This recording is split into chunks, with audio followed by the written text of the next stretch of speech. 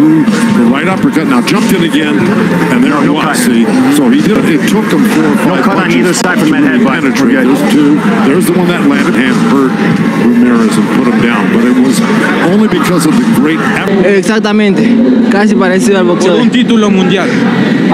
¿Qué opina de lo que presentó su oponente? Sí, por lo que viene. Introducing first and the punter across the ring in the blue corner wearing the black and gold trunks. He weighed in at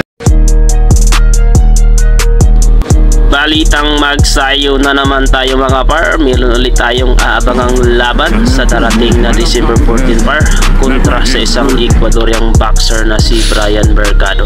Ito ulit para ang magiging kalaban ng ating pambatong si Mark Magnifico Magsayo kontra po sa isang Ecuadorian boxer na si Bryan Mercado. Itong si Bryan Mercado mga par ay merong record na 11 wins, 6 by way of knockout at 6 na ang kanyang naging talo. Samantalang ang ating pambatong si Mark Magsayo mga par ay merong impresibong 26 wins, 17 by way of knockout at ito pa, 2 lang par ang kanyang naging talo dito.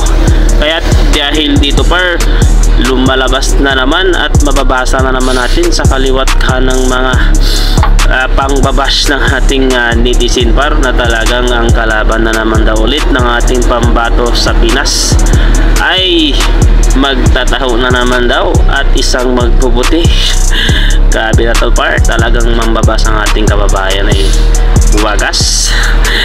Napauso nila ito ngayon par na magbubuti nga lang daw na ang magiging kalaban ulit ng ating pambato. Kasi nga kung ikukumpara ay talagang hamak na mas yamado talaga ang ating pambatong si Mark Magnifico par.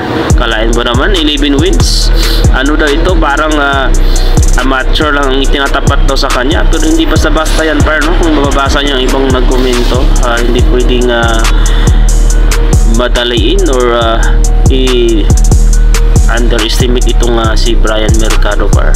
Hindi dapat kasi ginaganyan ng naging boxer, no? Kasi nga sa kanyang panalo ay hindi mo masasabing mahina din ang kanyang kalaban. Kaya par, abangan na lang natin ang kanyang magiging laban ngayong December 14 na po to par.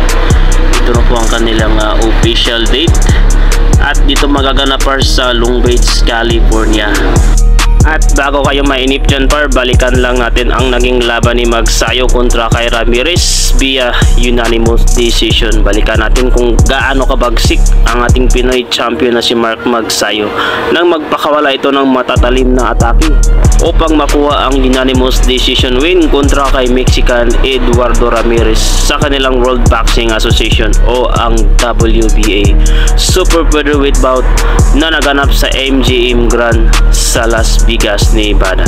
Nakuha ni Magsayo ang boto ng 3 hurado. Nagtala ang mga hurado ng 97-92, 97-92 at ang isang judges ay 99-90. Pabor po sa Pinoy champion.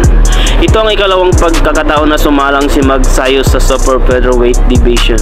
Subalit walang bakas ng panghihina matapos ilabas ang kanyang pamatay na kombinasyon sa buong panahon ng laban. Nagpasalamat ang dating World Boxing Council WBC Featherweight titleist sa oportunidad na ibinigay sa kanya ng WBA para muling ipamalas ang kanyang husay. Gumanda ang record ni Magsayo mga par sa 26-2 losses, tampok ang 17 knockouts habang bumagsak si Ramirez sa 28 panalo, 4 natalo at 3 draw par at 13 dito ay via knockout. Nakuha ni Magsayo ang WBA Intercontinental 130-pound belt na isang minor title lamang sa Super Featherweight Division. Subalit magandang umpisa ito upang makalapit sa inaasam na major title fight kung saan posible nitong makaharap si defending champion Lamont Rhodes. Ito po par, kung yung nakikita si Lamont Rhodes ay ang magiging kalaban ngayon ni Gervonta Davis sa darating na March 1. Ayan po ang kanilang poster par. Talagang nagkaroon na sila ng press conference noong December 3 at tuloy na po ang kanilang laban par sa March 1. Gervonta Davis versus Lamont Rhodes na sana'y maging kalaban sana ni Mark Magsayo, pero nauna silang maikasa ni Gervonta Davis. At dahil dyan par, panoorin din natin ang naging laban sa kanyang magiging kalaban na si Brian Mercado par, ang mga highlights sa naging kalaban din ni Brian Mercado sa kanyang latest fights, at panoorin par kung gaano kalakas ang mga suntok na kanyang binibitawan din. Ito par, panoorin natin at saksihan ang naging laban ni Brian Mercado mga par.